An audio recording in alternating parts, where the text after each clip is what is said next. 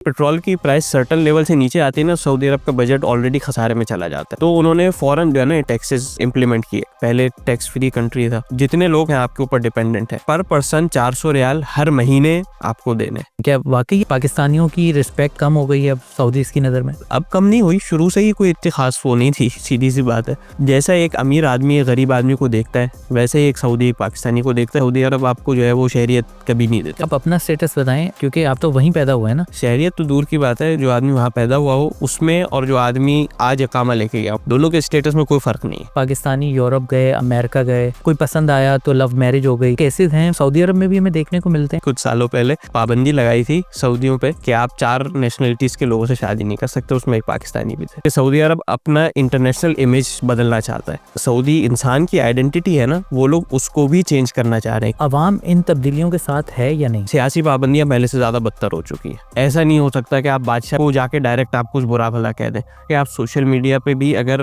बात करते हैं आपको नहीं छोड़ा जाता। इसराइल के मामले पर वहाँ की आवाम क्या सोचती है? अस्सलाम वालेकुम। आज का मौजू बड़ा इंटरेस्टिंग है। हम सभी जानते हैं कि सऊदी अरब हमारे लिए मजहबी हवाले से एक बहुत मुकद्दस सरज़मीन है। वहाँ पर जो भी पॉलिसियाँ बनती हैं, जो भी माशरती तब्दीलियाँ आती हैं, पूरी दुनिया के मुसलमान उसे फील करते हैं। तो आज हमने सोचा कि सऊदी अरब पर बात की जाए और वहाँ पर पिछले कुछ दिहाइयों में क्या क्या तब्दीलियाँ आई हैं। तो आज के मेहमान भी मेरे बड़े इंटरेस्टिंग हैं। ये सऊदी अरब में ही पैदा हुए और वहीं पर तालीम हासिल की और काफ़ी सालों वहाँ पर रहे हैं। तो ऑन ग्राउंड वहाँ पर क्या कुछ होता है तो अपनी आंखों से देखें और उसी माहौल में बड़े हुए हैं। उसामा अल्ताफ़ हमारे साथ मौजूद हैं, तो आइए उनसे बात करते हैं। उसामा भाई, बहुत शुक्रिया आपने हमारे लिए वक्त निकाला। सबसे पहले तो अपना मुख्तसर सा तारुफ़ करवा दें ताकि हमारे देखने वाले जान सकें कि आपका सऊदी अरब से ताल्लुक़ है क्या? जैसे आपने बताया कि पैदाइश सऊदी अरब की है, हम वहीं पे पले बड़े हैं। और उसके अलावा ये है कि सऊदी अरब के जो सरकारी स्कूल है, हमने वहीं पे तालीम हासिल की है। और उसके अलावा इस फील्ड से हमारा ये ताल्लुक़ है कि सऊदी अरब की मतलब तारीख़ वग़ैरह भी पढ़ी है। और फिर जर्नलिज़म से ये ताल्लुक़ है कि वहाँ के कुछ जो इदारे हैं, वहाँ पे उर्दू न्यूज़ एक ज़माने में होता था, जो वहाँ का वाहिद सऊदी अरब का ऐसा अख़बार था जो वहीं से निकलता था उर्दू ज़बान में। तो उनके लिए भी काम किया, उनके लिए लिखा भी है। उसके अलावा अब कुछ अरबिक वेबसाइट इंडिपेंडेंट अरबिया है, उनसे मुंसलिक हूँ मैं। ठीक है, तो आप सऊदी अरब वहीं पैदा हुए। आपने कहाँ तक सऊदी अरब में कहाँ तक तालीम हासिल की आपने? पूरे स्कूल 12वीं तक, मतलब वहाँ पे ज़रा अलग सिस्टम होता है। वहाँ पे इब्तिदाई, मुतवस्सत, थानवी, ये 3 कैटेगरीज़ में वो होती हैं।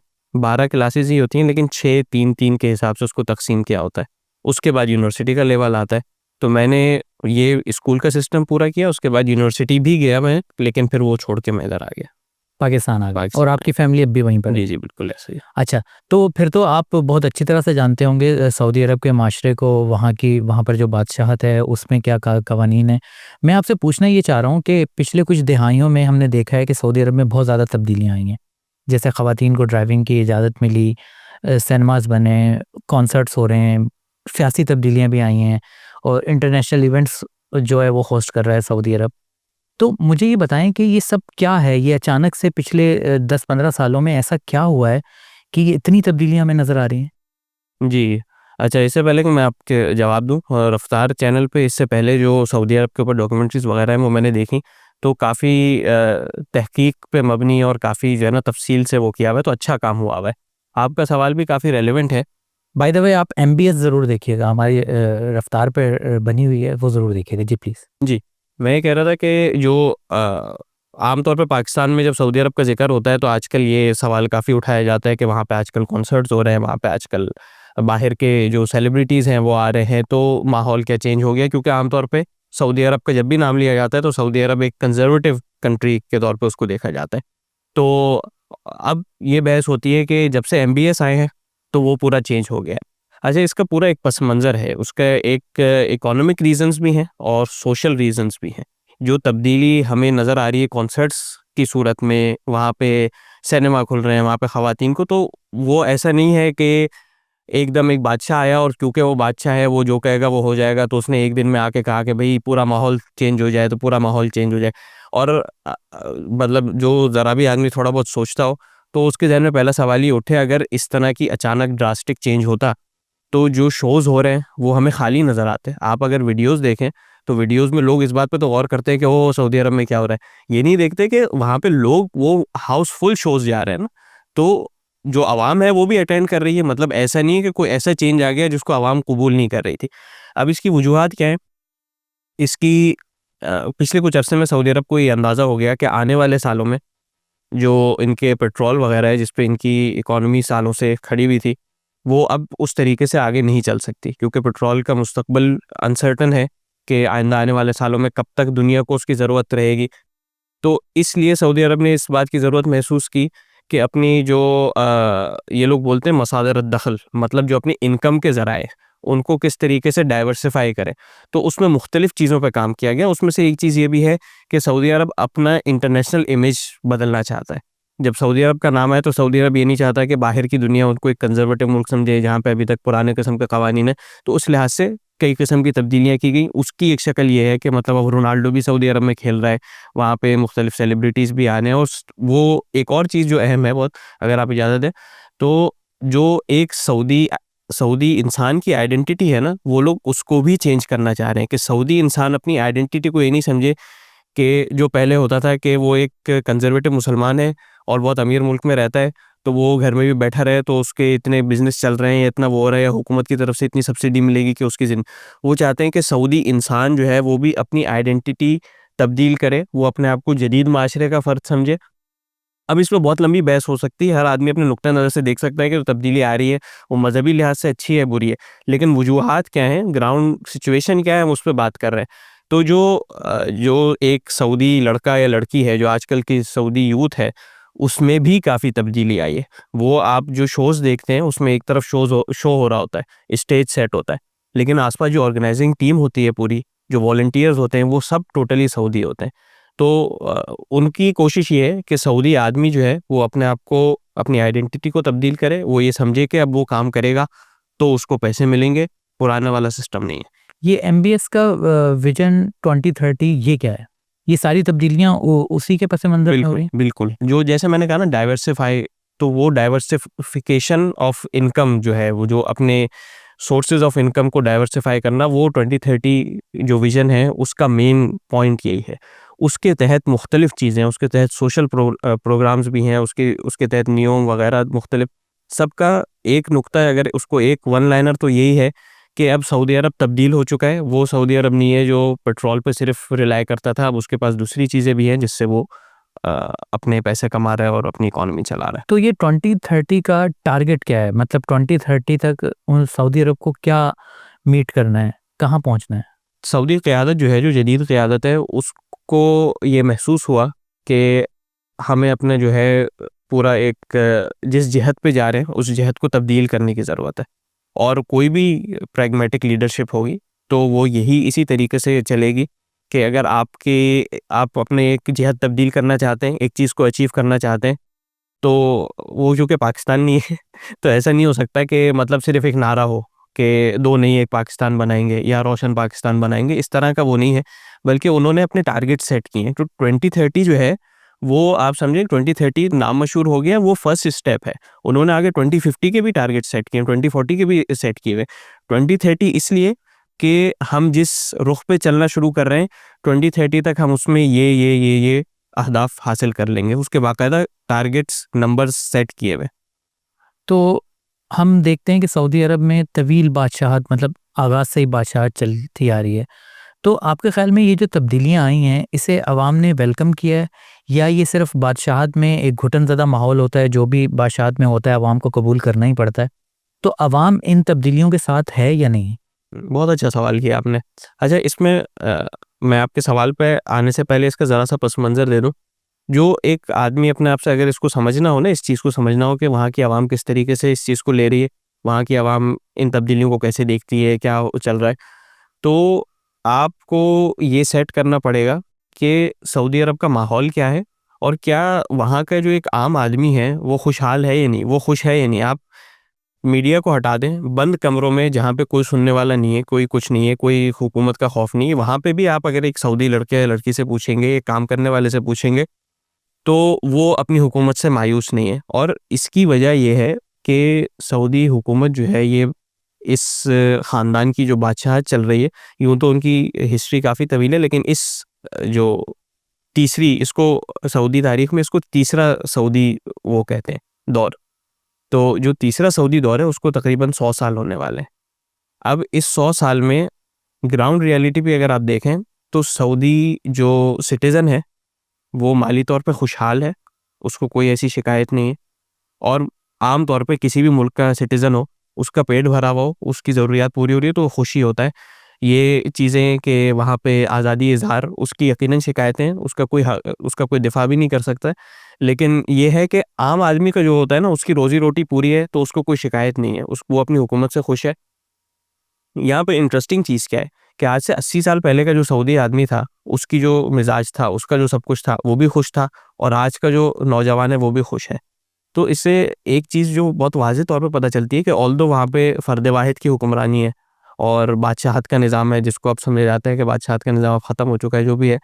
लेकिन उसके बावजूद उन्होंने अपनी आबादी को और अपने इतने बड़े रक़बे के मुल्क को, अपने रिसोर्सेज़ को इस तरीके से सँभाला है कि अवाम भी खुश है, जो वेस्टर्न पावर्स हैं, जो बाकी दुनिया की पावर्स हैं, वो भी सऊदी अरब से बहुत अच्छे ताल्लुकात की ख़्वाह है, वो भी सऊदी अरब से खुश है और सऊदी बादशाहत खुद जो है, वो भी काफ़ी मज़बूत है, उसमें कोई वो नहीं है। अवाम बिल्कुल सैटिस्फ़ाई है और उसकी वजह ये है कि जो अब मैंने पूछा था कि अवाम इन तब्दीलियों को वेलकम कर रही है, वो उन्होंने कबूल कर लिया है या नाराज़ है? अवाम का एक बड़ा हिस्सा जो है, वो उसको कबूल कर रहा है और ऐसे भी कंसिडरेबल लोग हैं जो उसको अच्छा नहीं समझते हैं इतना ज़्यादा। अब ये है कि सऊदी अरब के जो माशरे में तब्दीली आई है ना, वो इस तरीके से वाज़ेह तौर पे लोगों के सामने नहीं आई जिस तरीके से कॉन्सर्ट वगैरह हुए। सऊदी अरब जब वजूद में आया आज से 80-85 साल पहले, उस वक़्त से जो मलिक अब्दुल अज़ीज़ थे, शाह अब्दुल अज़ीज़ जो इनके पहले वो थे, उन्होंने अपना तालीमी प्रोग्राम शुरू कर दिया था। उसके तहत वो सऊदियों को बाहर भेजते थे। तो शुरू में पहले साल में 14-15 लोगों को भेजा। अब शाह सलमान से पहले जो शाह अब्दुल्ला थे, उनके ज़माने में एक इस लिहाज से एक रेवोल्यूशन आया और हज़ारों, मतलब तकरीबन आज के वक़्त अगर हम देखें अदाद-ओ-शुमार को, तकरीबन 90-95 हज़ार सऊदी जो है, वो अमेरिका, यूरोप वगैरह मुख्तलिफ़ ममालिक में तालीम हासिल कर रहे हैं। ये आज से मैं 10-15 साल पहले की बात कर रहा हूँ। तो वो जो नौजवान वहाँ से पढ़ के आ रहा है, आप ये एक्सपेक्ट नहीं कर सकते कि उसके सामने अगर कॉन्सर्ट हो रहा हो, तो वो उसी तरह का रिएक्शन देगा जैसे एक बिल्कुल कंज़र्वेटिव आदमी देता है। तो इस चेंज से पहले जो हम अभी आज देख रहे हैं, एक सोशल चेंज पहले से आ चुका था और एक धारे में एक नई चीज़ें चल रही थी। मतलब शाह फैसल के ज़माने में भी कुछ रिफ़ॉर्म्स हुई, उनके बाद आहिस्ता-आहिस्ता शाह अब्दुल्ला के ज़माने में तालीमी लिहाज से रिफ़ॉर्म्स हुई कि लोगों को बाहर भेजा गया, तो सोसाइटी में एक चेंज आ चुका था। हो सकता है कि अगर ये चेंजेस ना आती हैं और सऊदी अरब पहले की तरह इंतहाई कंज़र्वेटिव रहता है, तो हो सकता है कि अवाम की तरफ से कोई रिएक्शन आता है, अवाम उसको बुरा समझते। लेकिन बहरहाल एक अवाम का एक तबका ऐसा भी है जो इन चीज़ों को अच्छा नहीं समझता, या वो अगर ये चाहता भी है कि ये चीज़ें हों तो इस लिहाज से और इतनी ओपनली और इस हद तक ना हो, क्योंकि अब वहाँ पे बादशाहत का निज़ाम है और वहाँ पे उन्होंने एक अथॉरिटी बना दी है, एंटरटेनमेंट अथॉरिटी, वो मुख्तलिफ प्रोग्राम्स कराती है, तो कोई चेक एंड बैलेंस उसके ऊपर है नहीं, वो एक फ़र्द वाहिद के हुक्म के तहत चल रही है। तो बाज़ औक़ात उसमें इस तरह के कॉन्सर्ट्स हो जाते हैं, इस तरह की चीज़ें हो जाती हैं, इस तरह के प्रोग्राम्स हो जाते हैं जो यूजुअल जो सऊदी माशरा है उसकी रिवायात के ख़िलाफ़ होता है, तो वो उसको बहरहाल अच्छी नज़र से नहीं देखते। ओवरऑल चेंजेस को लोग बुरा नहीं समझते, कुछ चीज़ों पे उनका इख्तिलाफ़ हो सकता है। जब किसी मुल्क में बादशाहत होती है तो वहाँ सियासी पाबंदियाँ बहुत ज़्यादा होती हैं। सियासी तौर पर वही घुटनज़दा माहौल है। अच्छा, सियासी पाबंदियाँ पहले से ज़्यादा बदतर हो चुकी हैं। वहाँ पे अगर पहले आपको मीडिया में या सोशल मीडिया पे या जिस भी तरीके से अगर आप आवाज़ उठाते थे, अगर आप तनकीदी नुक्ते निगाह रखते, वो एक तरीका था जिससे लोग जो है ना एक हुदूद के अंदर, जैसे यहाँ पे होता है मुख्तलिफ़ ज़मानों में पाकिस्तान में मुख्तलिफ़ जैसे-जैसे वो आते हैं आजकल, तो माशाल्लाह हर कोई उसको महसूस कर रहा है कि आज़ादी इज़हार की कितनी वो है।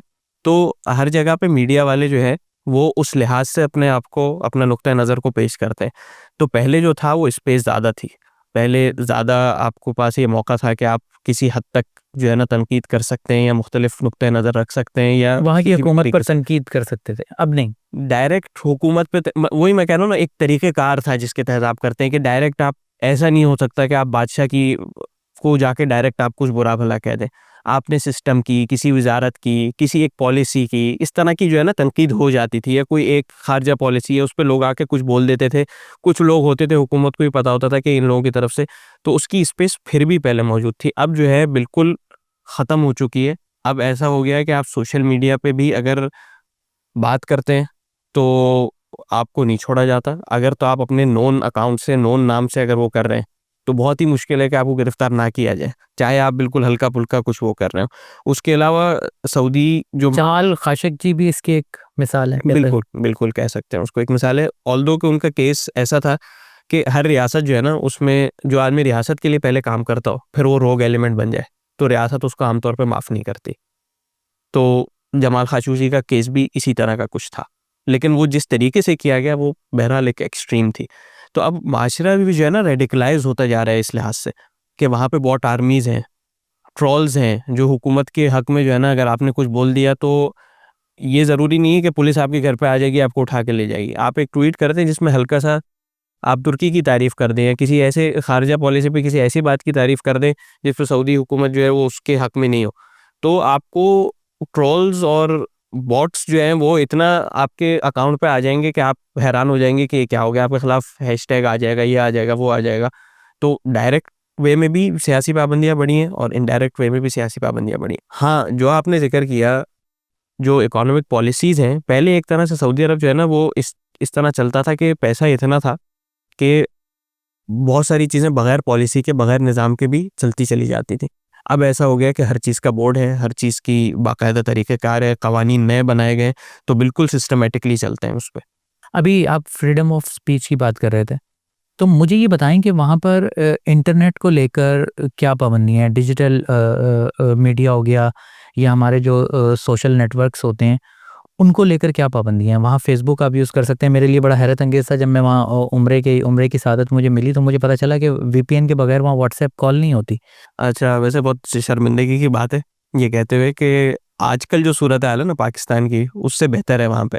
तो व्हाट्सएप कॉल नहीं मिलती वहाँ पे, ये पाबंदी है। लेकिन उसके अलावा जो डिजिटाइजेशन है ना वहाँ पे, वो बहुत तेज़ी से हो रही है। वहाँ पे एक तो जो आपका सवाल का वो हिस्सा है कि सोशल मीडिया, तो सोशल मीडिया किसी प्लेटफॉर्म पे कोई ऐसी पाबंदी नहीं है। लोग खुद ही जो है वो एहतियात करते हैं, उस पे कुछ ऐसा सारे सोशल मीडिया प्लेटफ़ॉर्म हैं, फ़ेसबुक, सारे खुले, ट्विटर सारे सब खुला हुआ है। सब खुले हैं और उस पे लोग खुद ही एहतियात करते हैं कि कोई ऐसी बात नहीं करें जिससे उनको कोई मुश्किल पेश आए।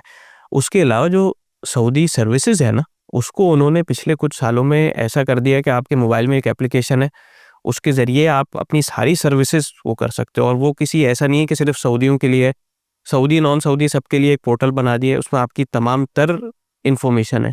आपकी गाड़ी, आपके घर वाले, आपका इकामा रिन्यू करना है, आपको कोई और सर्विस चाहिए, आप सफ़र पे जा रहे हैं, आप सफ़र से वापस आ रहे हैं, बिल्कुल ऐसा हो गया है कि सऊदी सिटीजन्स के लिए तो ऐसा है कि आप पासपोर्ट घर में बैठ के रिन्यू कराएं, वो घर पे ही आपको आके डिलीवर हो जाएगा।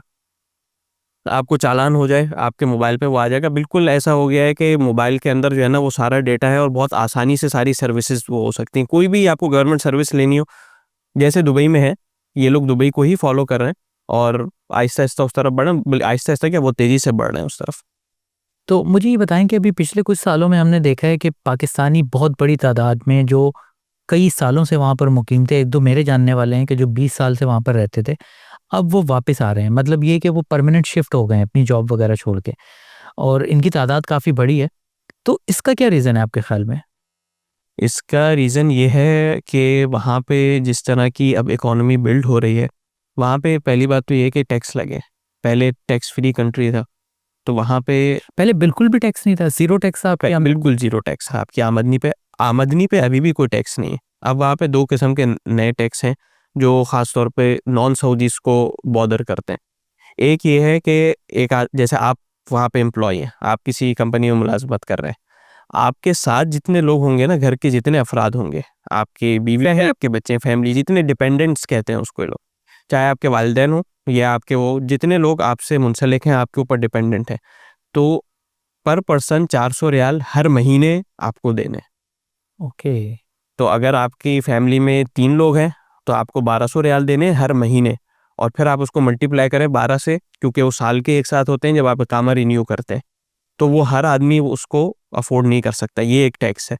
इसके अलावा चीज़ें जो हैं वो वहाँ पे महँगी हो गई हैं, वो सब पे टैक्स अच्छा, सऊदीज़ पर कोई टैक्स नहीं है, ये सिर्फ़ जो बाहर से आते हैं उनके ऊपर है ये टैक्स? ये वाला टैक्स सऊदीज़ के ऊपर नहीं, लेकिन उसके अलावा जो टैक्स लगाए गए, पहले तो वो दूसरे टैक्स भी नहीं थे ना, वैल्यू एडिशन टैक्स, वैट उसको बोलते हैं।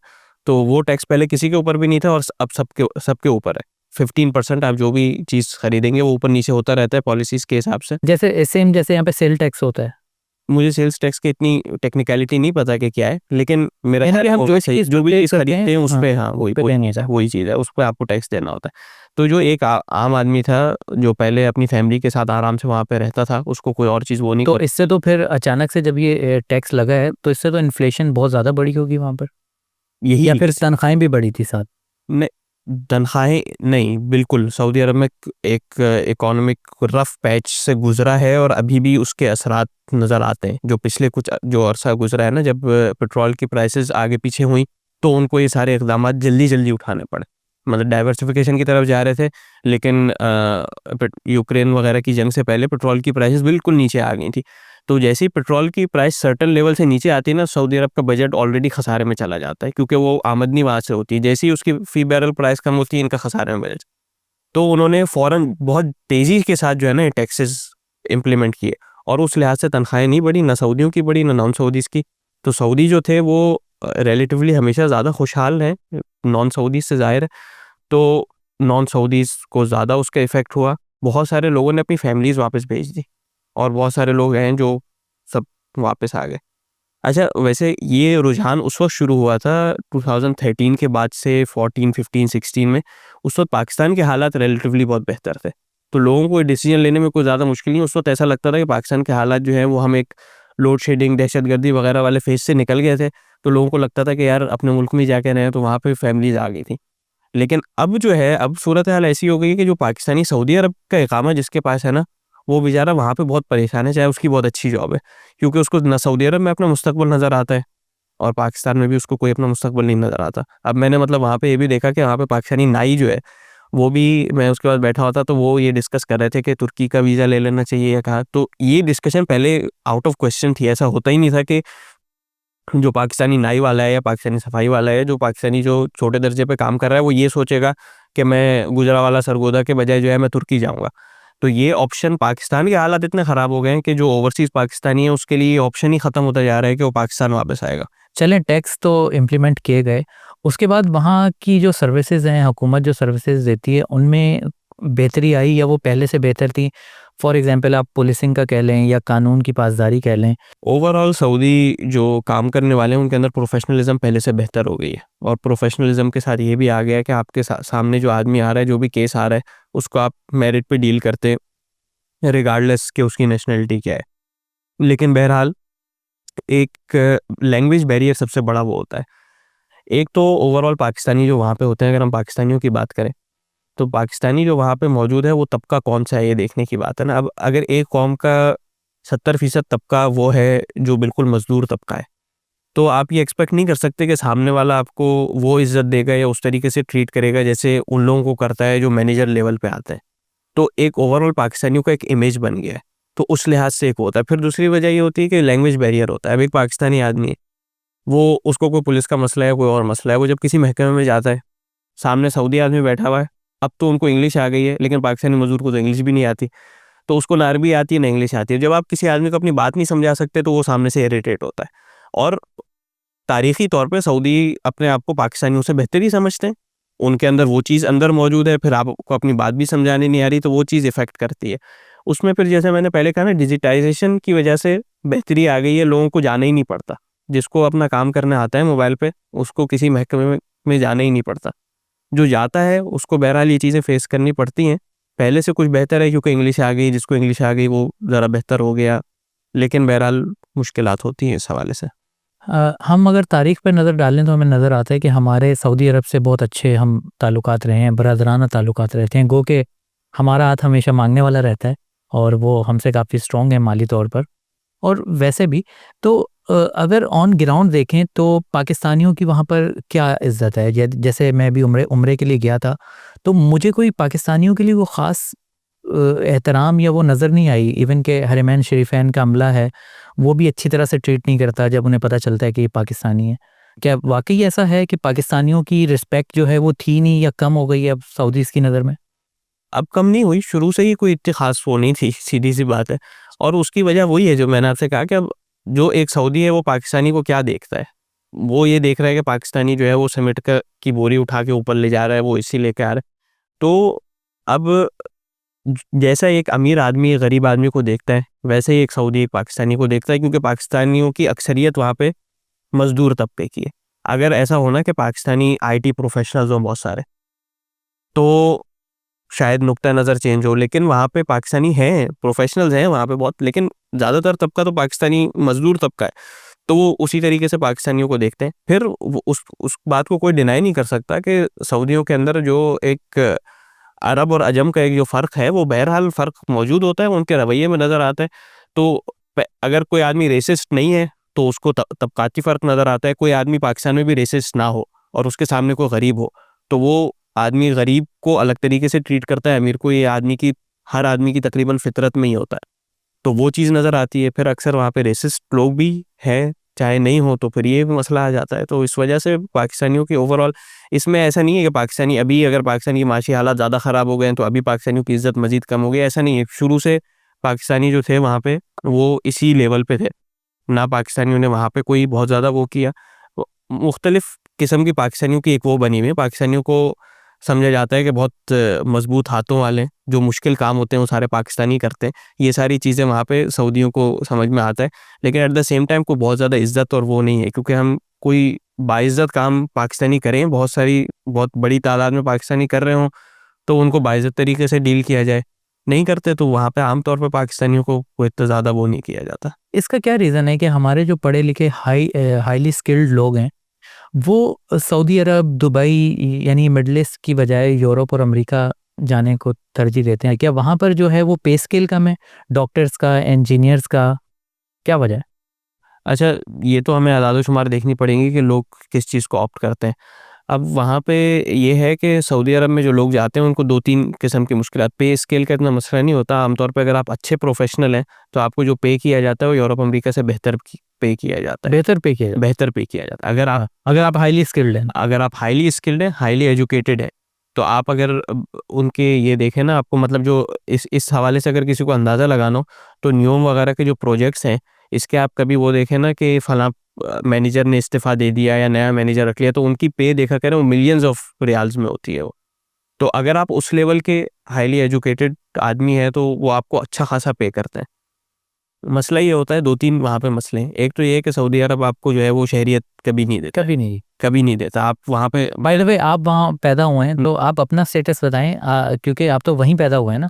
तो यूरोप में तो ये होता है कि अगर कोई उस मुल्क में पैदा हुआ तो शहरियत ऑटोमेटिकली मिल जाती, तो आप आपके लिए भी नहीं है?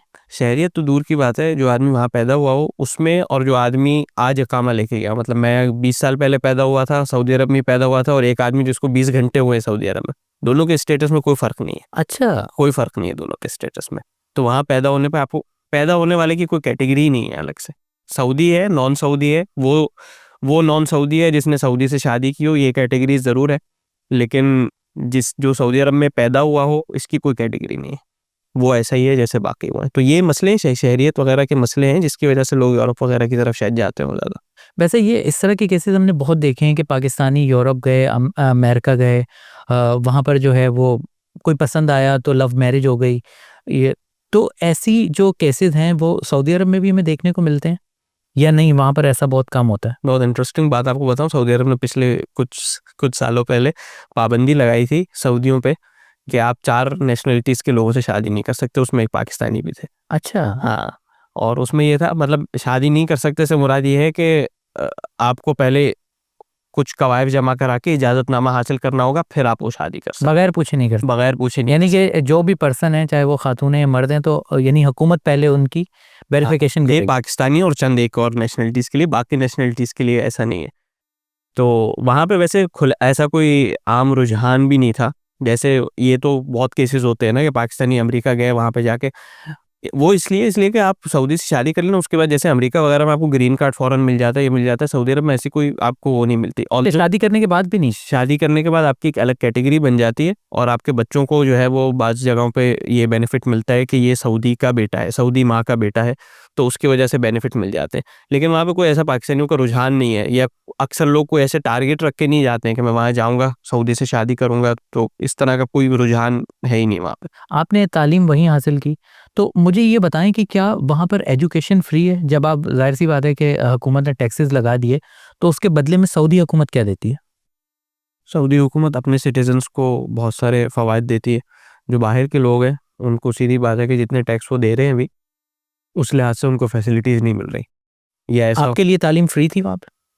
वहाँ पे ऐसा तालीम का सिस्टम है कि आमतौर पे पाकिस्तानी जो है वो पाकिस्तानी इंटरनेशनल स्कूल में जाता है। तो वहाँ पे पाकिस्तानी इंटरनेशनल स्कूल बना हुआ है। हम जद्दा में रहते थे, वहाँ पे पाकिस्तानी इंटरनेशनल स्कूल बना हुआ है। और चूँकि पाकिस्तान में, जैसा आपको पता है, पाकिस्तान में निसाब का मसला है कि हमारे पास एक निसाब नहीं है, तो वहाँ पे इंग्लिश सेक्शन स्कूल अलग से बना हुआ है, जहाँ पे कैम्ब्रिज की होती है। तो दोनों फेडरल बोर्ड, एक स्कूल बना हुआ है पाकिस्तानियों के लिए, यहाँ पे फेडरल बोर्ड की तालीम दी नहीं, जाती है। पाकिस्तानियों के लिए अगर कोई इंडियन है, वो उसकी फैमिली वहाँ पे रहती है, तो क्या वो एडमिशन ले सकता है वहाँ पर? बिल्कुल ले सकता है, लेकिन उसके लिए इंडियन इंटरनेशनल स्कूल बना हुआ है, वो लोग वहाँ जाते हैं। इंडियन इंटरनेशनल स्कूल भी बना हुआ है, पाकिस्तानी इंटरनेशनल स्कूल भी बना हुआ है। और पाकिस्तान इंटरनेशनल स्कूल की जब पढ़ाई किसी ज़माने में अच्छी होती थी, या जो कैम्ब्रिज वाला जो उसका सेक्शन है, जो इंग्लिश सेक्शन है, वहाँ पे अभी भी बाहर दूसरी नेशनलिटीज़ के लोग भी आते हैं। तो कहने का मकसद ये है कि आमतौर पर पाकिस्तानी वहाँ जाते हैं, तो वो क्योंकि पाकिस्तान इंटरनेशनल स्कूल है, तो वहाँ की फ़ीस होती है वो फ्री नहीं है। अलबत्ता ये कुछ ज़रूरी नहीं है, हुकूमत की तरफ से कोई इस बात पे वो नहीं है, पाबंदी नहीं है। अगर कोई पाकिस्तानी अपने बच्चे को सऊदी सरकारी स्कूल में तालीम दिलवाना चाहता है, जैसे मैंने हासिल की, हमारे बहन भाइयों ने की, तो वो वहाँ पे भी कर सकता है। वहाँ पे तालीम फ्री है, तालीम फ्री है। किताबें बहुत आला पाए की, जैसे यहाँ पे कैम्ब्रिज बोर्ड की, ऑक्सफोर्ड बोर्ड की किताबें होती हैं, वो किताबें तर्जुमा हुई हुई फ्री किताबें होती हैं। स्कूल्स अच्छे बने हुए होते हैं, तो तालीम इस लिहाज से फ्री है कि वहाँ के जो सरकारी स्कूल है उसमें फ्री होती है। लेकिन आमतौर पर पाकिस्तानी अपने उस बच्चों को, या तो उनको पता नहीं होता, या वो उसमें दाखिला नहीं कराते, क्योंकि वहाँ पे मुकम्मल तालीम अरबी में और होती है। इसकी फीस कितनी होती है जो पाकिस्तानी कम्युनिटी के लिए होता है, आप जो बता रहे हैं? उसमें जिस वक्त हम थे उसमें मुख्तलिफ है, 300 रियाल फ़ी महीने का भी है, 500 रियाल मुख्तलिफ निसाब के लिहाज से है। और अभी मुझे लेटेस्ट क्या है मुझे एग्जैक्ट नहीं पता, जब हम होते थे उस वक्त 300-400 होती थी, उसकी जो फेडरल बोर्ड की है। और हेल्थ फैसिलिटीज़ क्या मिलती हैं? हेल्थ फैसिलिटीज़ हुकूमत की तरफ से नॉन सऊदीज़ को कोई हेल्थ फैसिलिटीज़ नहीं है। ये है कि आप जिस कंपनी में काम करते हैं, तो वहाँ पे आमतौर पे इंश्योरेंस आपका हुआ होता है। तो इंश्योरेंस ऑलमोस्ट हर किसी के पास ही होता है, तो उस पे आप जाते हैं, अपना इलाज कराते हैं। उसमें भी ये होता है कि आपकी जो जॉब है उस लिहाज से आपको कैटेगरी दी हुई होती है। इंश्योरेंस में ABC कैटेगरीज़ वो में, तो हर जगह होता है, ठीक। हाँ, तो उस तरीके से वही होता है। सऊदी हुकूमत की तरफ से ऐसा नहीं होता कि नॉन सऊदियों के लिए होता है, वहाँ के सरकारी अस्पताल में इलाज फ्री है, सऊदी के लिए, नॉन सऊदी के लिए नहीं है। क्या सऊदी अरब के जो नौजवान हैं, या मतलब ओल्ड एजेड हैं जो, क्या वो आराम पसंद हैं? उनमें भी एक मतलब बादशाहत का वो है, क्योंकि तेल के कुएँ हैं, या मतलब बड़ी-बड़ी गाड़ियाँ हैं, तो वो छोटे-मोटे काम इसलिए खुद नहीं करते, और उन्होंने पाकिस्तानियों को या दूसरे और कौम के लोग हैं वो इनके काम करते हैं। तो क्या सोहल पसंद कौम है सऊदी? बहुत बहुत अच्छा सवाल है, बहुत इंटरेस्टिंग सवाल है, और इसका जवाब है यस एंड नो। बिल्कुल ऐसा ही है, और काफ़ी सालों से इसी तरीके का उनका जो लाइफ़स्टाइल है वो इसी तरीके का चलता आ रहा है। लेकिन अब उसमें काफ़ी चेंजेस हैं। और ये चीज़ जो है ना, पाकिस्तानियों के लिए भी जो वहाँ पे पाकिस्तानी काम करते हैं, उनको वो इस चीज़ से ख़तरा महसूस करते हैं कि पहले सऊदी की ये वो होती थी कि चाहे वो, क्योंकि सऊदी है, उसको मैनेजर का वो मिल गया, लक़ब मिल गया, पोस्ट मिल गई, वो वहाँ पे आके बैठा हुआ है, लेकिन उसको क्योंकि काम नहीं करना, तो वो काम-वाम नहीं कर रहा। अब कंपनी तो चलनी है, कोई ना कोई तो काम करेगा, तो पाकिस्तानी वो काम करते थे, तो पाकिस्तानियों की भी ज़रूरत थी।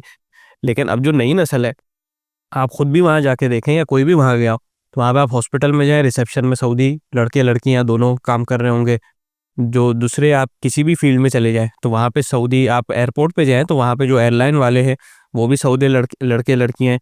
तो वो रुझान बहुत तेज़ी से चेंज होता जा रहा है, और जो सऊदी अरब की नई नस्ल है, जो सऊदी नौजवान है, वो इस तरह का इतना सहूलत पसंदी वाली ज़िंदगी नहीं गुज़ार रहा है। आबाओ-अजदाद से उनका एक लाइफ़स्टाइल चलता हुआ आ रहा है, तो उनका लाइफ़स्टाइल एक पाकिस्तानी से बहुत बेहतर होता है। लेकिन जो एक वो तबीयत के अंदर वो होता है ना कि मैं चाहे बैठा रहूँ, फिर भी मुझे वो मिलता रहेगा। जिस तरह मैंने पहले सवाल पे एक आपसे इस बात का ज़िक्र किया था कि सऊदी अरब हुकूमती सतह पे ये चाहती है कि इस रुझान को बदले, और सऊदी की नेचर को चेंज करे। तो वो चेंज होती हुई नज़र आती है, और सऊदी लड़के-लड़कियाँ आपको जो है मुख्तलिफ़ फ़ील्ड्स में काम करते हुए नज़र आते हैं। अच्छा उसामा, मुझे ये बताएं कि सऊदी अरब की पिछले कुछ सालों में ख़ारजा पॉलिसी में भी काफ़ी तब्दीलियाँ आई हैं। तो आप ज़ाहिर सी बात है वहाँ पर रहते रहें, और पहले भी आपने नोट किया होगा और अब भी नोट किया होगा, इसराइल को लेकर, मस्जिद अक्सा को लेकर वहाँ की पॉलिसी में क्या तब्दीली आई है? क्यों ये मैं पूछ इसलिए रहा हूँ कि अभी कुछ 1-2 साल पहले तक, जब यूक्रेन वॉर नहीं हुई थी, उससे पहले बहुत खबरें आ रही थी कि सऊदी अरब इसराइल को तस्लीम करने जा रहा है। तो इसराइल के मामले पर वहाँ की आवाम क्या सोचती है? अच्छा, इसराइल के मामले पे अवाम की जो नुक्ता नज़र है उसमें कोई तब्दीली नहीं है। जो आम आदमी है वो इसराइल से उतनी नफ़रत करता है जितना पहले करता था। तो पॉलिसी चाहे चेंज हो या ना हो, जो अवाम के जज़्बात हैं उसमें कोई चेंजेस नहीं आए।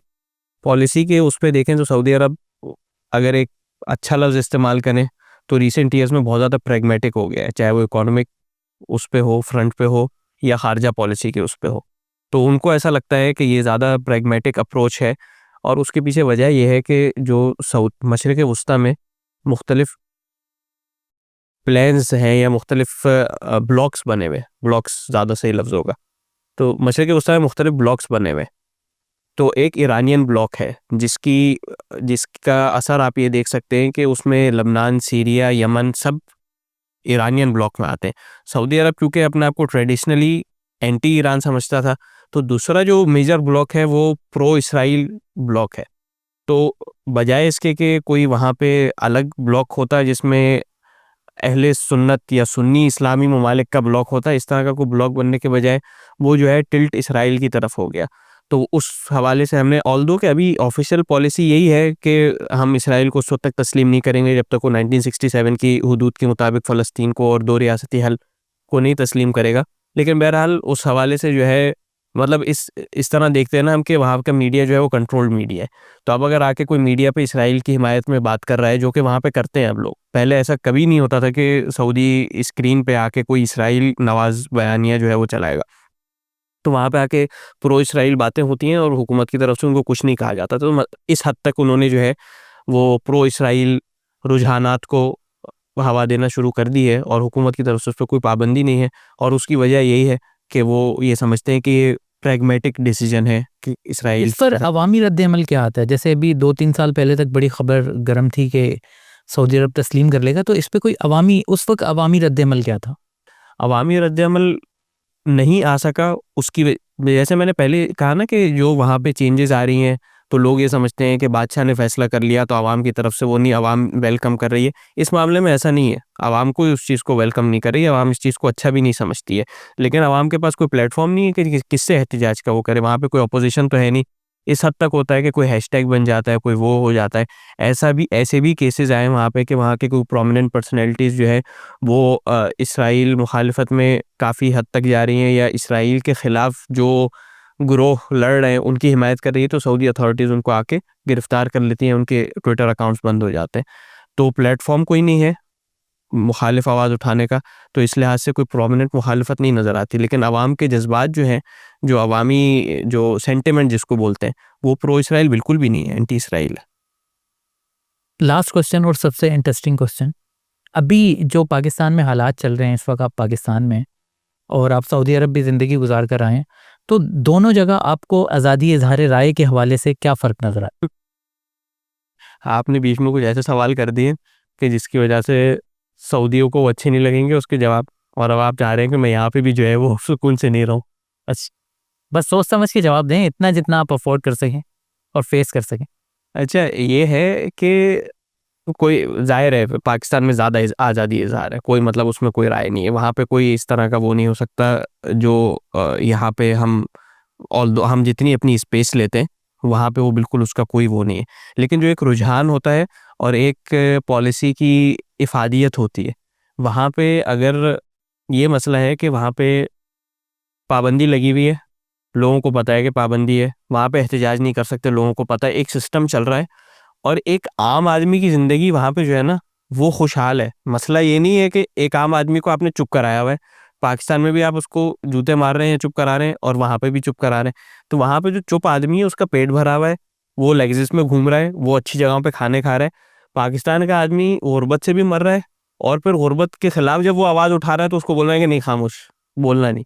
तो ये फ़र्क है वहाँ पे। यकीनन यहाँ पे ज़्यादा आज़ादी इज़हार है, यहाँ पे तो हम मतलब वज़ीर-ए-आज़म को भी लताड़ देते हैं, उन लोगों को भी हम उन करके बोल देते हैं ना। वहाँ पे नहीं, वहाँ पे आप ये नहीं बोल सकते कि उन और फिर आपका मतलब बादशाह हो, तो मतलब ऐसी तसव्वुर नहीं है इसका। तो लेकिन मसला ये है ना कि पॉलिसी ये बनाई हुई है उन्होंने, उनको ऐसा लगता है उनकी रियासती मफाद में ये चीज़ है। तो रियासती मफाद ऐसा नहीं है कि सिर्फ़ बादशाह को हासिल हो रहा, आम आदमी भी खुश है उस चीज़ से। वो कहता है भई अमन-ओ-अमान को कोई मसला नहीं है, बाकी कोई मसला नहीं है, मैं बाहर निकलता हूँ, कोई ऐसा मसला नहीं है। कोई सिक्योरिटी का मसला नहीं है, मुझे अपने खाने पीने की वो मिल रही है, लग्जरीज मिल रही हैं, बाकी सारी आज़ादियाँ हैं, तो वो इस चीज़ पे कॉम्प्रोमाइज़ कर लेता है कि भाई अगर मुझे तनकीद नहीं भी करनी दी जा रही, और वो साल इतना ज़्यादा वो होता है कि उसको ऐसा लगता है तनकीद की ज़रूरत ही नहीं। पाकिस्तान में ऐसा है कि भाई आपको अगर हम मार रहे हैं गुर्बत से, तंगी से, दूसरी चीज़ों से, फिर अगर आप आवाज़ उठाएँगे तो हम आपको आवाज़ निकालने की भी इजाज़त नहीं देंगे। तो ये पाकिस्तान में इस लिहाज से ज़्यादा वो हो चुका है कि अजीब सूरत हाल बन चलें, आखिर में सुनकर खुशी हुई कि पाकिस्तान कुछ मामलात में सऊदी अरब से बेहतर है। बहुत शुक्रिया आपके वक्त का। Thank you thank you for it.